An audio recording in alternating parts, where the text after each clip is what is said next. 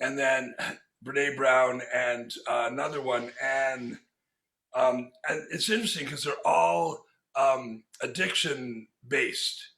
They all began Mm, their life into becoming these, spiritual leaders by initially facing their alcoholism and the 12 steps.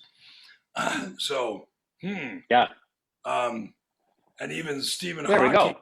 We're We're live. Yeah. we're live. Yeah, so let's continue the conversation. Yeah. We've done it. I'll do a quick introduction. We've done it. Hi, everybody. I'm Nick at Retribe. There's Melissa. There's Richard Lett, who's joining us all the way from Vancouver, Canada. I'm so excited to be able to have you with us today, Richard. Thanks for joining us, buddy.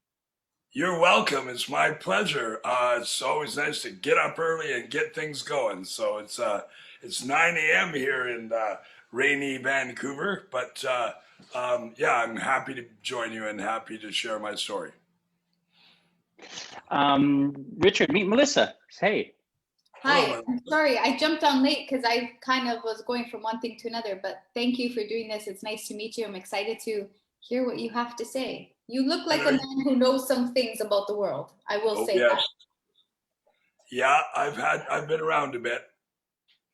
Richard, I'm just tagging you in all of the posts so that everybody can we can get as many people watching this as we can, because you are a man who's been in my life for probably just a little over 6 years. You've influenced me in nothing but positive ways, sometimes with a bit of tough love as well.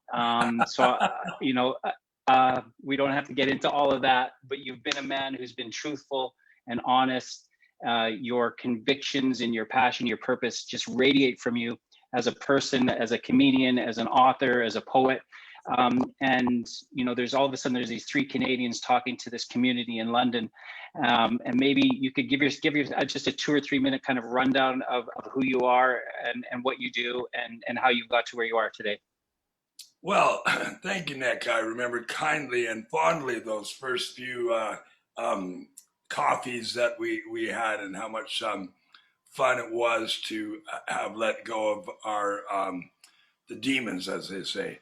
I began doing stand-up comedy while in the midst of just trying to launch a teaching career. I have a degree in English and drama, so I was in fact a high school English teacher back in the day. But I started doing stand-up.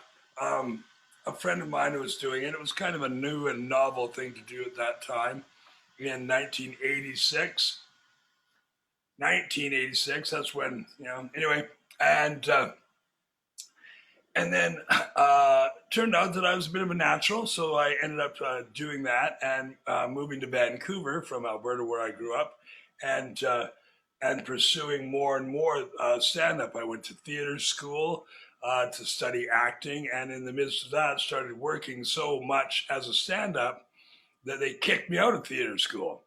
And I don't know if you know this, but one of the qualifications for being a talented artist is to be kicked out of an art school. That is actually one of the criteria that's not spoken of very often, but you must go to art school and you must be kicked out. Anyway, I was, and then I began.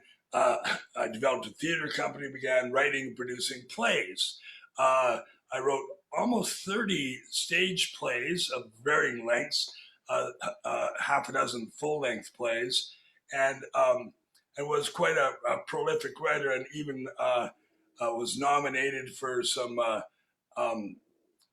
playwriting awards and stuff, and got even a little funding in Canada, which is no small thing to try and get arts funding in Canada. So all that was going along fine, and I married. I ended up being having a daughter, and it all looked quite normal, except that I had this kind of annoying addiction to alcohol and drugs, and like many people, I was functioning within that, and was being the operative part of that sentence, because like most people that function within addiction, they stop functioning. And it takes them a while to notice that they've stopped functioning. It usually happens quite a bit after everyone else notices that they've stopped functioning.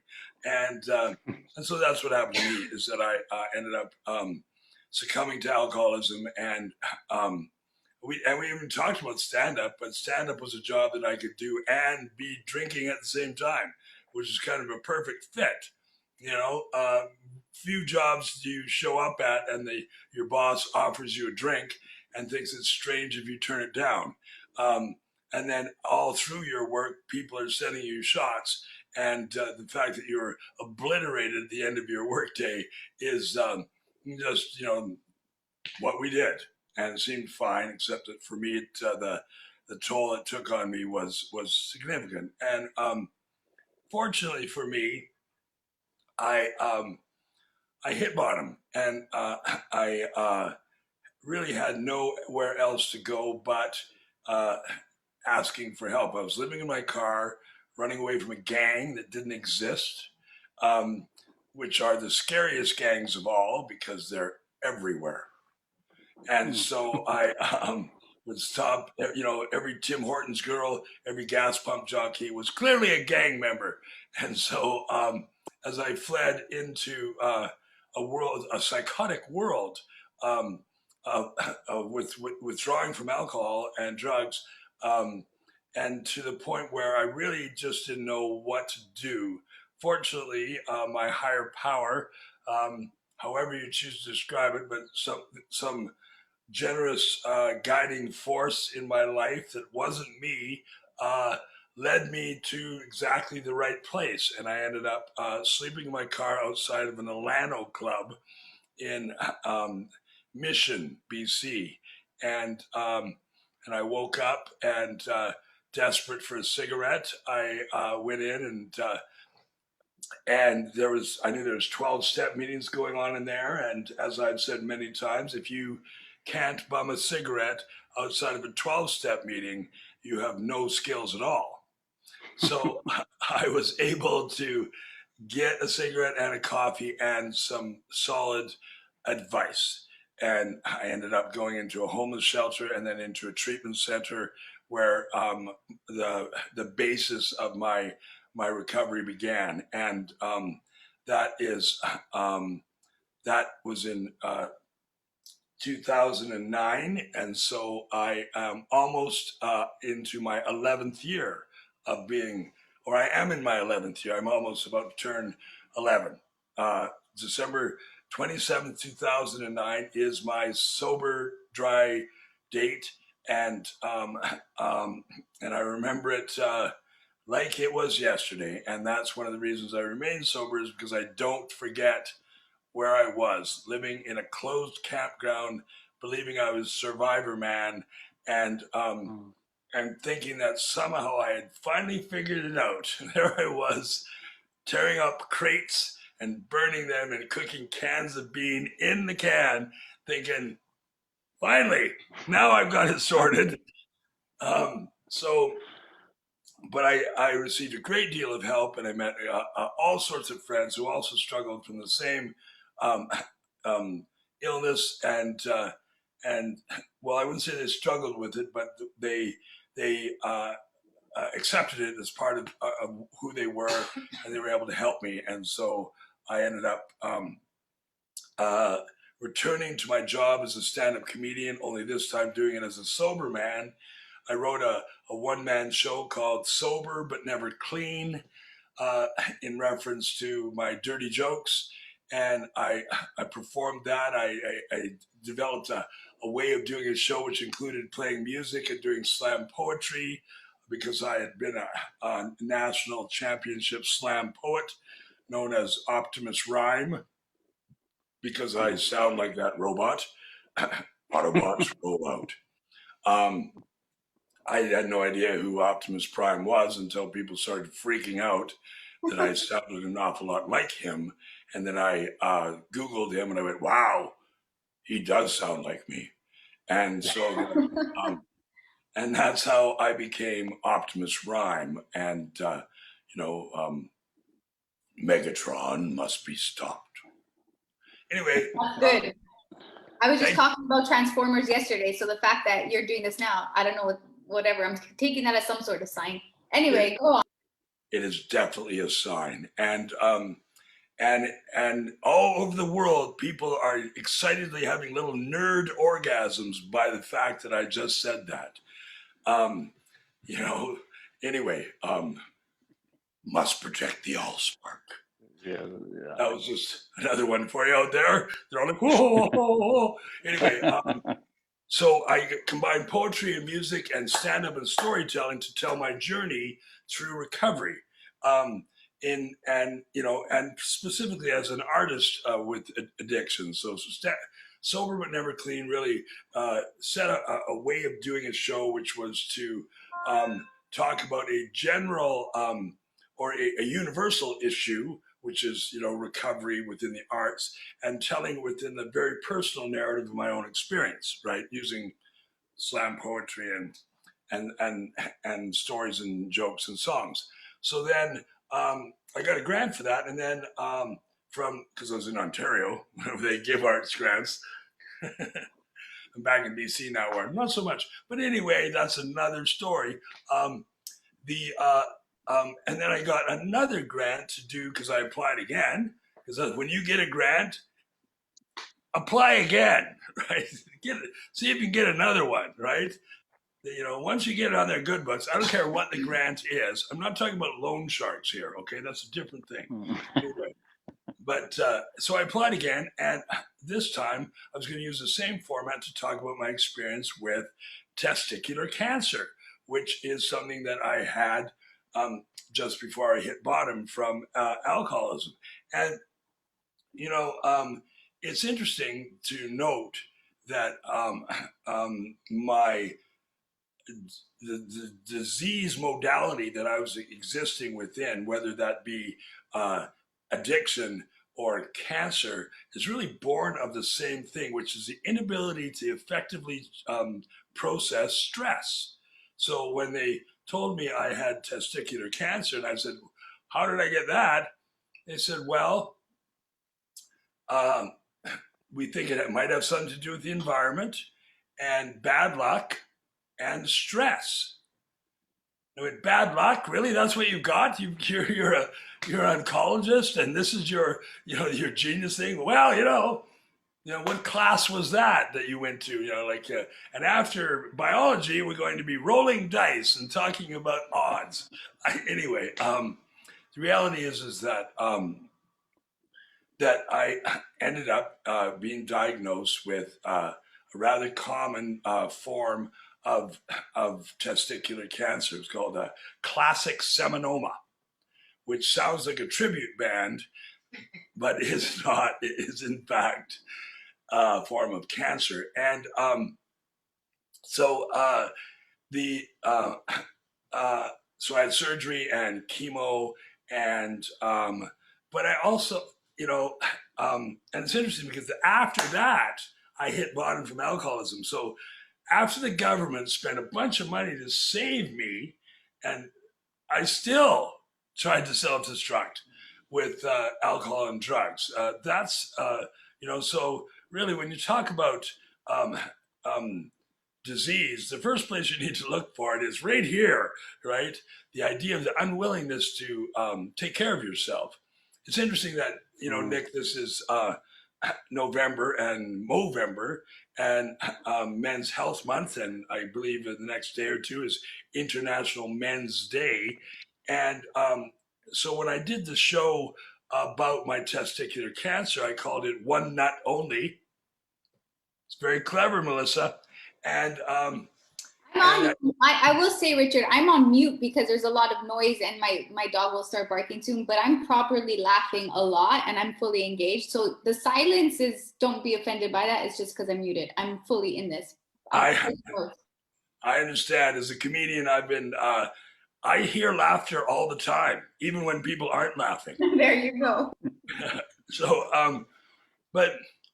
I did the show One Nut Only, and it addressed men's health, just like Sober But Never Clean dealt with recovery in a general way, in a universal way. one not only dealt with men's health in the very specific way of dealing with me and testicular cancer. Now, as a stand-up comedian, really, it's a gift from God, the God of cancer, even, to give you testicular cancer. There's clearly no funnier part of the human body to get cancer in, right? For a couple of reasons. One is you have two of them, so you can afford it, the spare one, and the other is that, let's face it, they're funny looking, and so here I was given this gift of talking about these funny little organs that are very specific to men, and having that be a metaphor for the discussion, a very serious discussion about men's health, because the reality is that men die prematurely and unnecessarily from everything, and this is, we happily go without discussing this. Movember set in motion this idea that maybe we should talk about this, and that maybe, we don't want men to die prematurely and unnecessarily. And maybe, and so when I did this show and I said, oh, it's a show about men's health, people go, whatever, men's health. We got better things to worry about. We got women and children and animals and trees and whatever. I go, what about your dad or your uncle or your nephew or your pal or your, colleague? What about them? Well, yeah, them. I'm going, well, those are men. And so, one of the great disservices that we do by not paying attention to the fact that, as absurd as it sounds, men are people too. And regardless of what, the various tropes against masculinity and the whole idea of what has gone on in this world and whose fault it is and all that sort of stuff, we still need to care about everybody, and that includes men. And the people that need to care about men, most importantly, are men themselves. I remember doing one of my performances, and I would ask the audience questions and bring up the lights. And there was a man there sitting there with his daughters and his wife. And I said, sir, can I ask you a question? He said, sure. I said, how old are you? He said, yeah, I'm 50. And he said, well, do you have a doctor? He said, yes. I said, do you go to see him? And he goes, well, when I need to. And I went, well, that sounds a little vague. I said, well, is your health important to you? He said, yes. I said, why? He goes, why is my health important to me?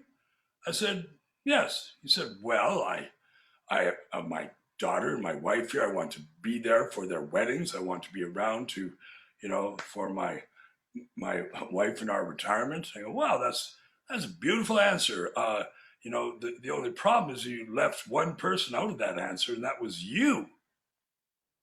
Your life is important to you. It's not just about making sure that everybody has a good time on their holidays. It's not to make sure that everybody's okay. Our lives are valuable to us and are worthy of being protected. So, the idea that we are living in service of making sure everybody's okay,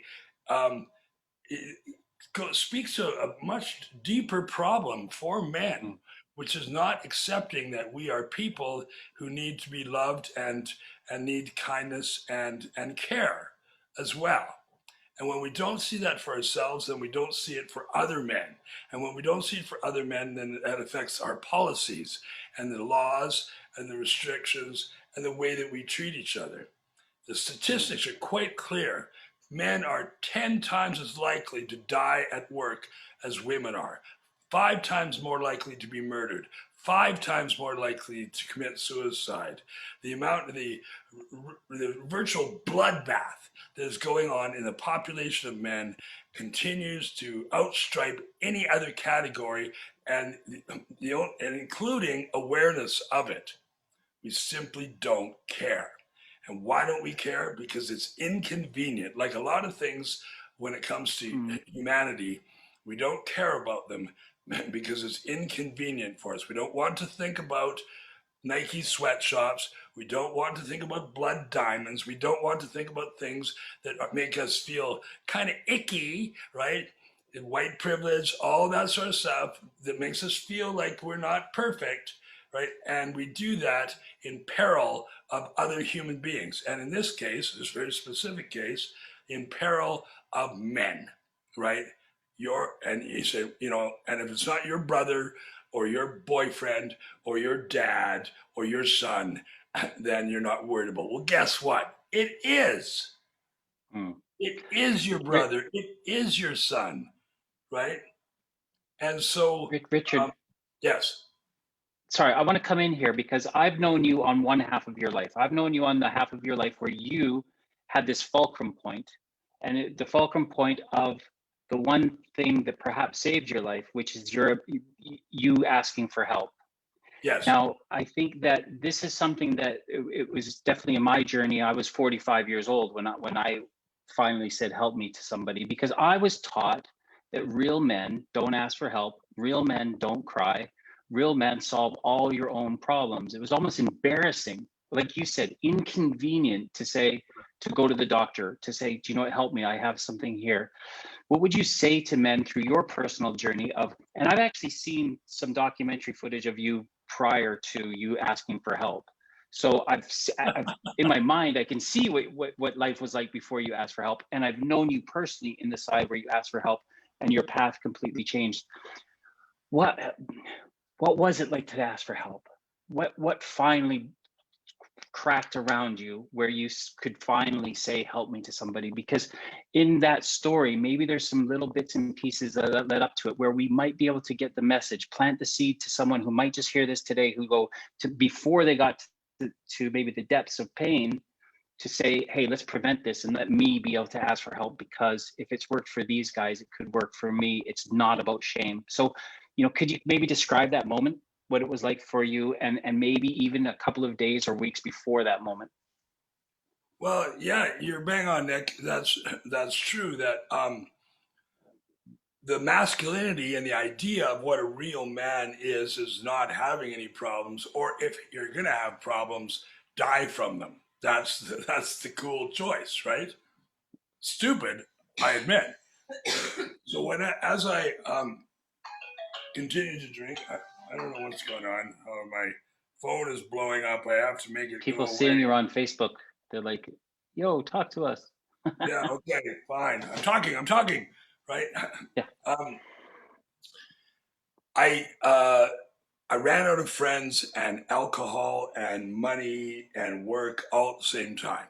It wasn't a coincidence. It was a perfect storm. And so as I drove and drove and drove, I drove 6,000 kilometers in the month of December from 2009 to get from Vancouver to Mission, which is about a 45-minute drive. Anyway, so it was definitely the long way. But I was spiraling into psychosis, right? And psychosis is just a really deeply told and held lie.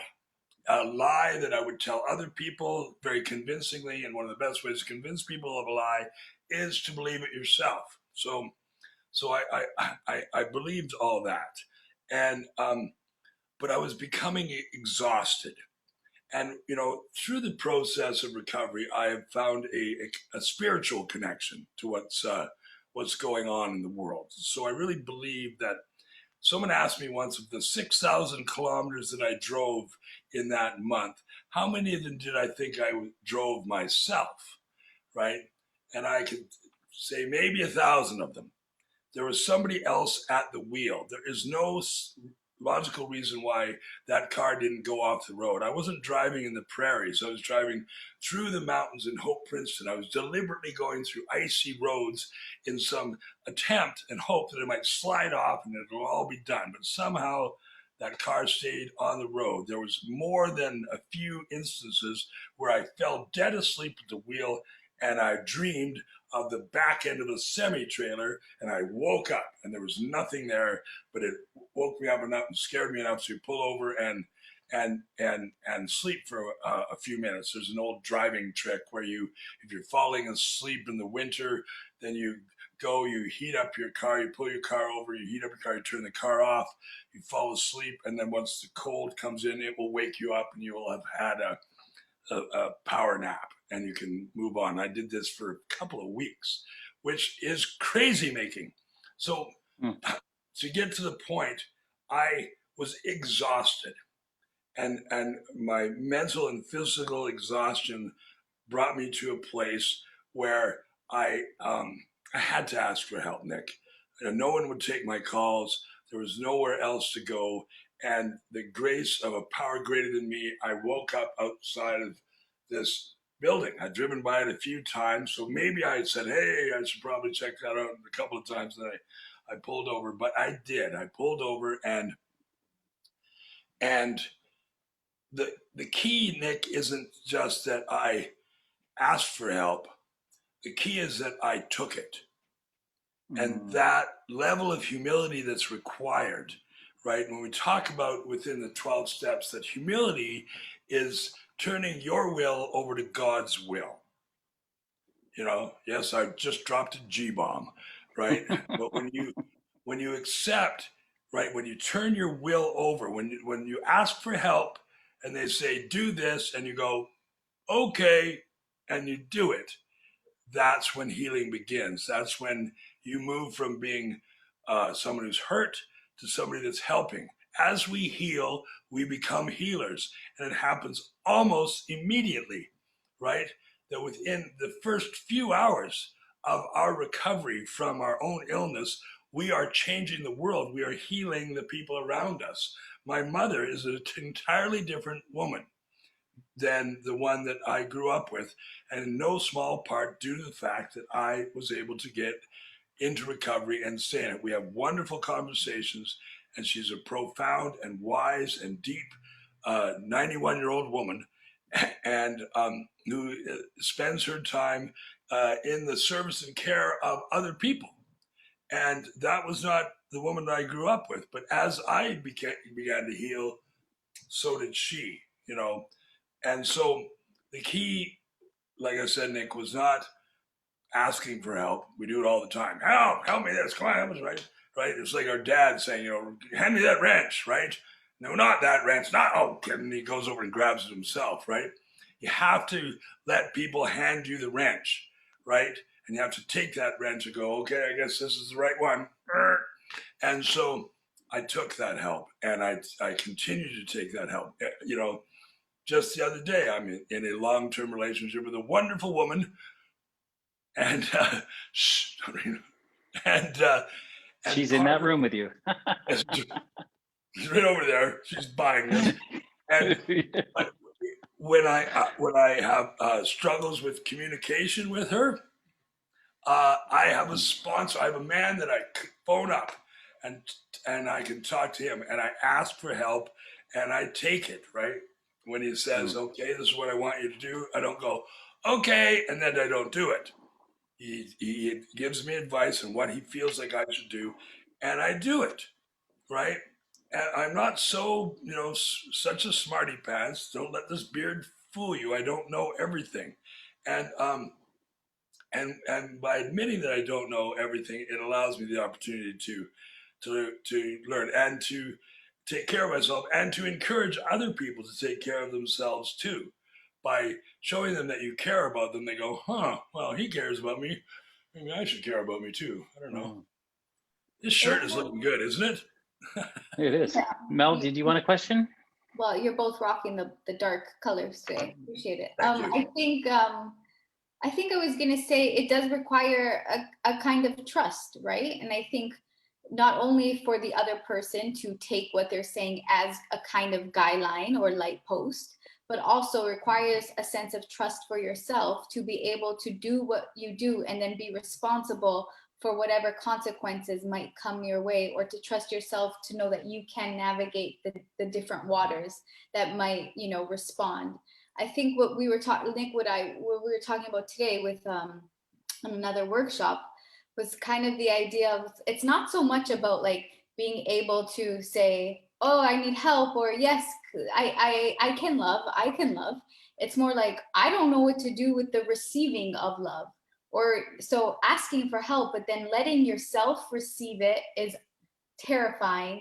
But and then also trusting the person to give it to you without kind of any old narratives or ideas about relationship and transactional relationships, and there must be some sort of thing behind this thing. Why are they doing this for me? Because I'm unworthy and I'm not worth it. And so there's like this big unraveling. And you talk about your use and your relationship with alcohol, and you mentioned the kind of not liking yourself. Maybe you didn't say that, but that's what I picked up on. But that's what it is as well, in my experience anyway. It's this relationship, like, I don't actually like myself, I don't know why I'm alive, I shouldn't be here.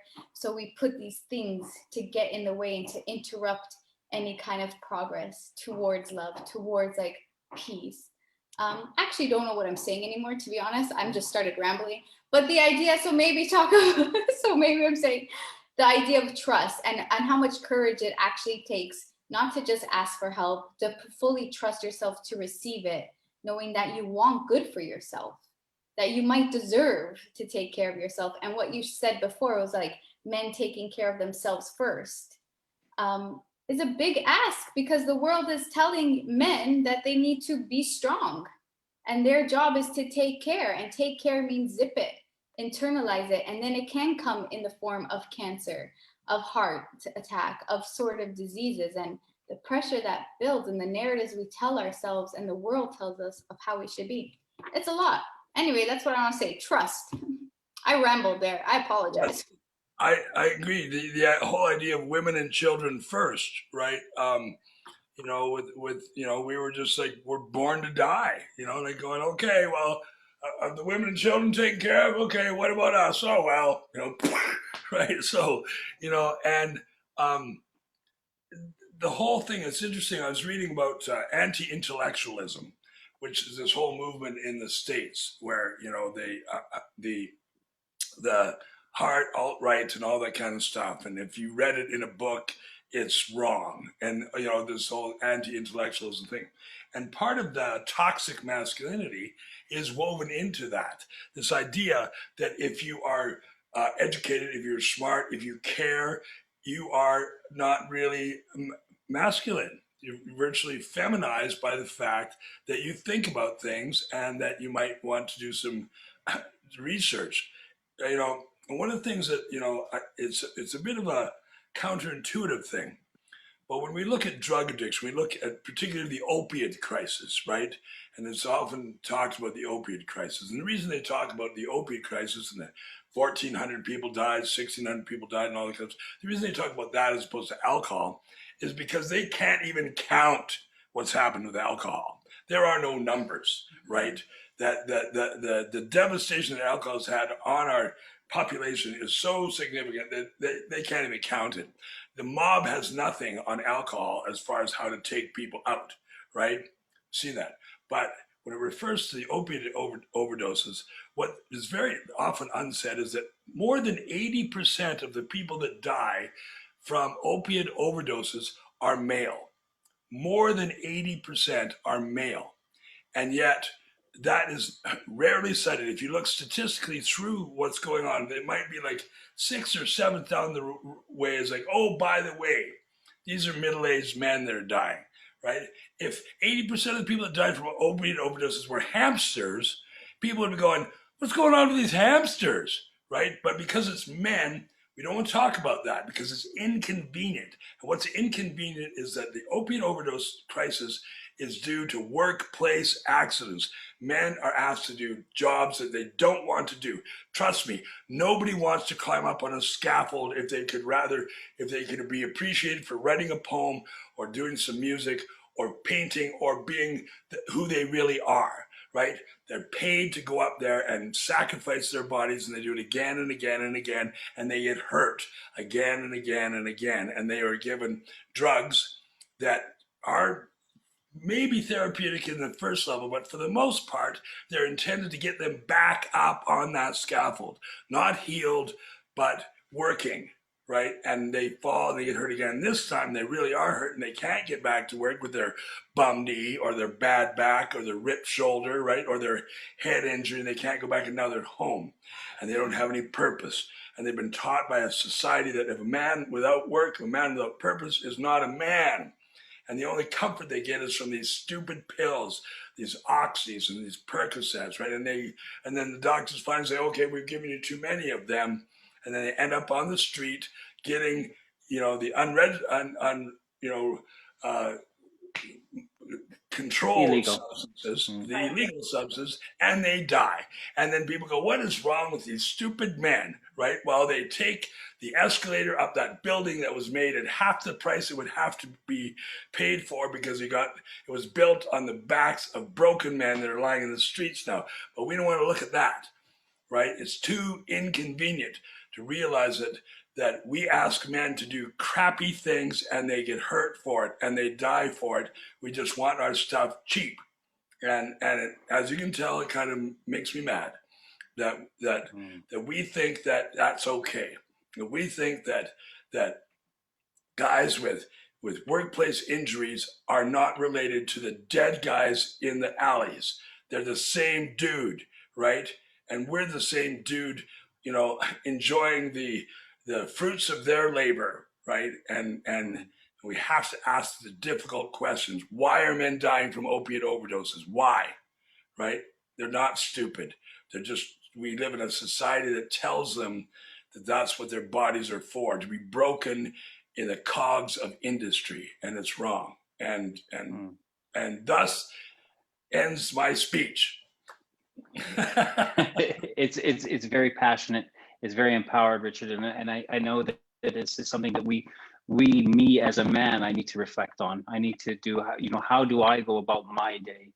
And for me, it was a journey of slowly, day at a time, bit by bit, doing, like you said, it's like this kind of thing of like very quickly, once we ask for help, we start being able to be put into a place to help others. And I think that really, society, systemically, power systems, they're all going to start to be unstitched and changed as we go along, as we become more compassionate towards one another. And I think it was in me being able to show compassion towards somebody else that slowly I started to find some compassion in me. Like Melissa said, how can we love others when we can't love ourselves? But finally, by being able to help people, you start to gain these self-esteemable acts. And I'm kind of interested to know, how that journey has been for you, where I know you help a lot of men. I know you're very passionate and about how to help men, but how has that helped you to get to where you are now, which is, this beautiful human being who's helping other people, who's moved back to, this Vancouver, has, found a relationship. You now play an amazing role at this time of year, every time of year, of somebody that you look a lot like with that beard.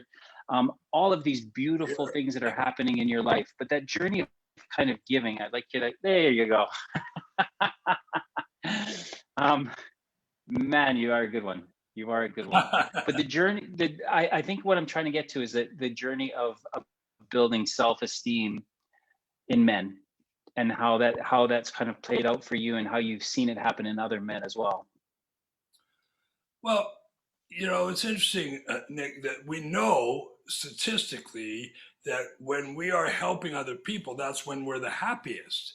It's strangely how we're wired, that society seems to tell us to be selfish, but every time someone, does something, like goes off to Africa and digs a well, or, helps out another person, or at Christmas time, gives out, like serves turkey to the homeless, or all those sorts of efforts that people make to care about other people, they are immediately rewarded for it. And so there's nothing,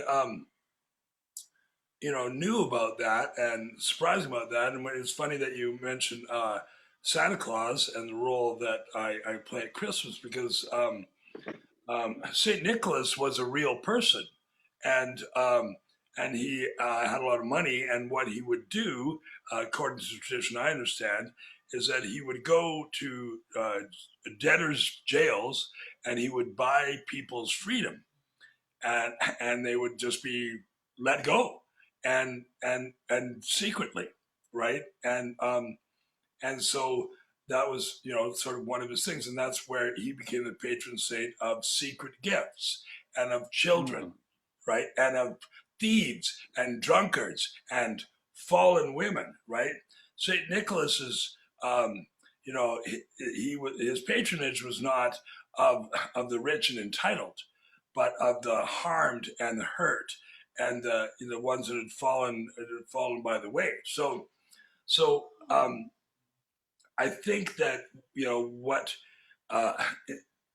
inspires me is knowing that each and every day there's someone who's coming in, out of a haze and going, I can't do this on my own and I need help, and that they can turn to me, and my ability to communicate or to be funny is useful. The big turning point for me, Nick, right, and Melissa, is that I was angry that I had all these talents and I wasn't being rewarded for them. Like, for some reason, my ability to play the piano or to rhyme or be funny was because of me and how awesome I am. They weren't gifts.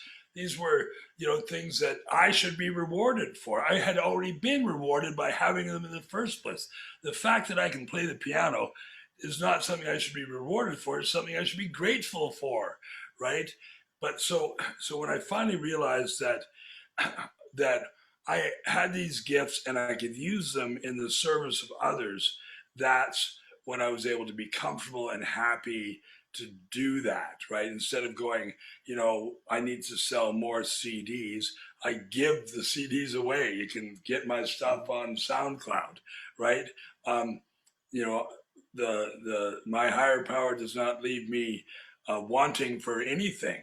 And so the opportunity to use what my talents are, just as you two are, right? You could easily be selling timeshares and trying to generate some sort of empire for yourself. And I guarantee you would be miserable, right? But by taking your gifts, taking your ability, your capacity to use this technology to talk to people, to help people, right? Not only have you enriched their lives and your own life, but you've found a sense of purpose. And that's what we want more than anything, is a connection to other people and a sense of purpose. Why I am here, right? Like Melissa in the middle of her esoteric ramblings. Ask that question, right? And a worthy question. Why am I here? What is the point? And we ask that of the God of our understanding, and that God of our understanding will answer it in a moment, right? In a moment. Why am I here? What am I supposed to be doing? And you go, well, maybe you should go to a meeting. Well, maybe you should, consider, finding a charity that you could be part of. Well, all these suggestions. You go, no, I don't want that. I mean, where's my Academy Award, right? Where's my, like, our higher powers doesn't care about the Just for Laughs Festival. Trust me, doesn't give a hoot about the Just for Laughs Festival. But he does like the fact that tonight I'll be going to an open mic and showing and demonstrating that comedy is something that continues to exist for me. And I'll be doing new material, and there'll be people there that are in their first few months of comedy going like, that's Richard Lett when he's here in our thing, right? And that's, at a socially distant place in a mask, but, he'll still be being funny. Yeah. And that sense of purpose that these gifts that we have are not because we're awesome. It's because we have been given these gifts to help others, to be in service of others. And that's the point, right? So why are you here, Melissa? To do exactly this, right? Yeah. Okay. I agree. And I think it's like this idea of all of this kind of learned behavior that we're meant to do the things alone. We're meant to live alone, suffer alone, have our bodies be brutalized and treated as just bodies without the actual consciousness or spirit happening. And somehow the healing looks like the unlearning of it. It was like, well, why am I still being pulled to go talk to that person or smile at that person that I don't know or buy them a cup of coffee? And I continue this kind of, I just feel like all of it's a very learned, unhealthy, learned way to say, this is this thing, the suit you're in, this meat suit you're in, it's just for you, it's all on you. And anything that comes to you, it's because you're either good or bad, right or wrong, right? So there's this ego that takes place, this like moral superiority that we get stuck in, the narratives we get stuck in. And then like something happens, we're like, actually, things get a lot easier when I say it out loud. And you being a drama person and a drama person, I don't know what the language is, an artist, there is this like therapy in expressing and the sound of using whatever, your body, your breath, your voice, your anything to tell that story in a different way than the one you told yourself previously and the one maybe your dad made you believe about yourself or your mom told you had to be.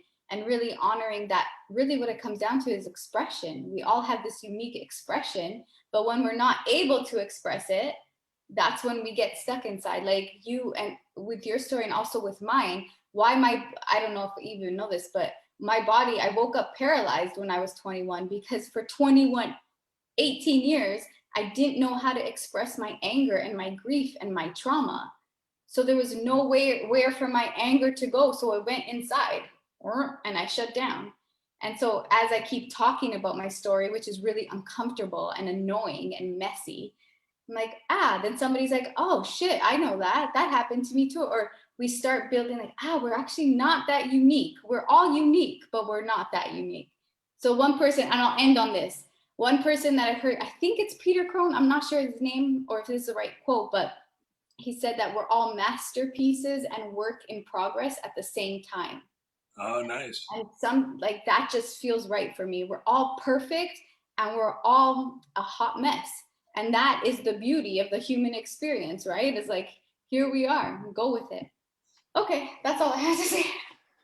And as we're kind of running out of time, so Richard, I'll just kind of hand it over to you to wrap things up about anyone who may have heard anything that we've said, your parting words of wisdom of maybe being able to say, hey, do you know what? I might not be feeling very well. I might have a lump. I might have something to question. What could you say to maybe inspire someone, give someone some strength to be able to go and phone a doctor, get a checkup? This is Movember. It's great to talk about it, but what are we going to do about it? So over to you to wrap things up. So it was January 2008. I woke up in the middle of the night, chilled to the bone.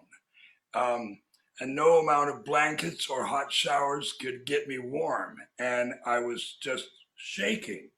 And I had a ringing in my ears, right? So I went to a clinic, to a doctor, and as I say, impatient doctors meeting impatient patients, right? And I went in there in this place quickly and I told the doctor about the ringing in my ear. And he said, well, you've been taking a lot of aspirin? I went, yeah, I guess so. He says, well, that's probably it. If they tried to get aspirin approved nowadays, it would never get past the FDA. And I'm going, oh, okay. Sounded like something he said a lot. One of his favorite things to say, right? But I'd also noticed that as I was leaving, I said to him, and my testicles don't seem to be the same. One of them seems more tense than the other one, right?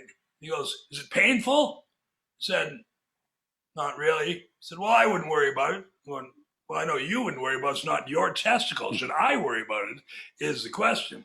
Anyway, I left. And this is something men like to do. We soft sell the problem, and then when we get the answer, which is, it's fine, don't worry about it, that's what we go with, right? To our own graves.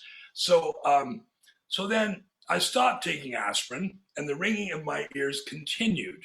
So I went to see a real doctor, one where you have to wait around and sit in the waiting room and read about, JFK's assassination and, all that sort of stuff. And and then I told him about the ringing in my ears. He actually looked in my ears. He didn't give me some lecture about why I'm taking too much aspirin. And he said, "Well, I think what we've got here is garden variety tinnitus." Or he explained to me what the deal was with tinnitus, the kind of a wiring problem between my brain and my ear, and that there was not too much that could be done about it. There were drugs and stuff, but for the most part, that's what was going on. And so I left feeling, well, that was a better diagnosis. So then my testicle had started to kind of hurt, right? And so I went back to this doctor, right?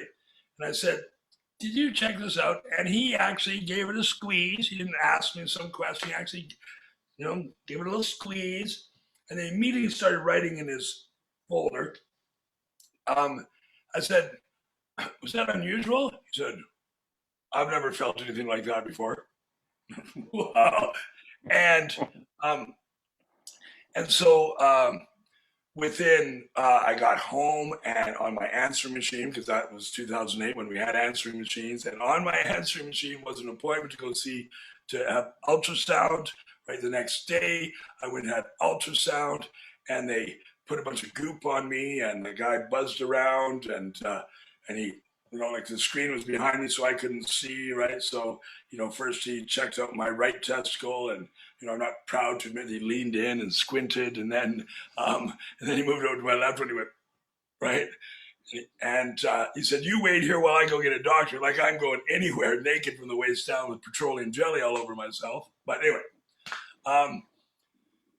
And within a few hours, they began an investigation, and they figured that what they'd found was testicular cancer, which has a 95% cure rate, thanks to Lance Armstrong, right? He may have been a lying, cheating scumbag, but his journey with testicular cancer almost to his death. He was stage 4. There is no stage 5, by the way.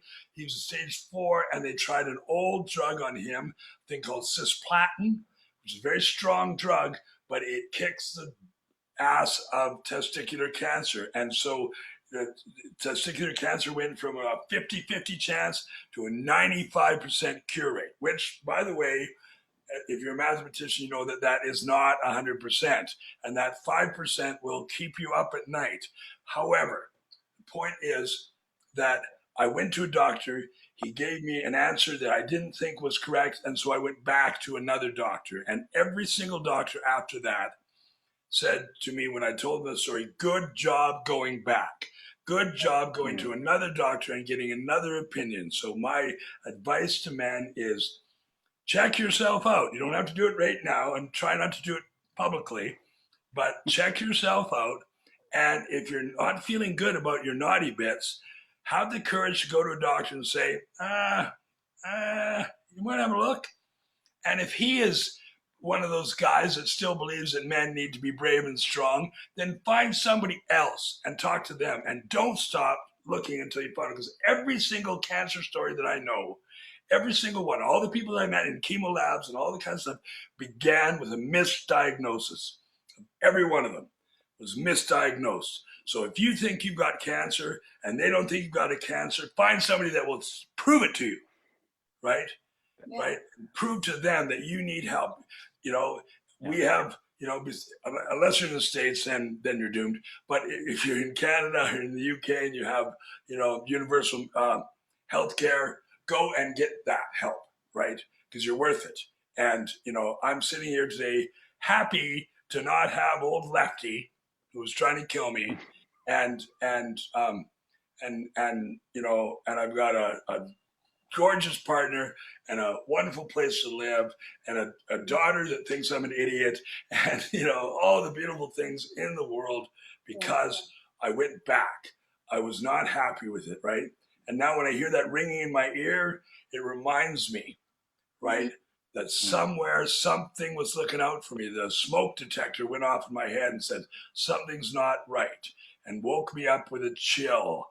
And if you have a chill, that's your body going, dude, get some help. Your body speaks. Yeah. Sorry, Nick. Amazing advice. No, just amazing advice. And I'm just going to thank you, Richard. Thank you for being in my life. Thank you for continuing to be in my life, even though we are thousands of miles away from each other. Yes. I often think about you and our time together, and I'm very grateful that you could come on here and talk about your story so passionately. And I hope, again, if anybody out there has heard anything, get in touch with us, and we can discuss it further. So thanks, Rich. And go and see one of my movies on IMDb. Yeah, I've got three. There you go. I've got 3 movies out right now. Okay, do you know what? If you want to send me the links, I'll put them in the Facebook link for the What's on at Elephant Castle community. Oh, I'll post them. Okay. Okay. All right. Thank you so much, brother. Nice to meet you, Melissa. Nice to meet you. Thank you. Take care. Take care, brothers. All right. See ya. See you later. And thanks everybody at the What's on at Elephant and Castle Facebook community. We'll see you Thursday for our workshop at 11 a.m. Until then, be good and be safe, everybody. Thanks ever so much.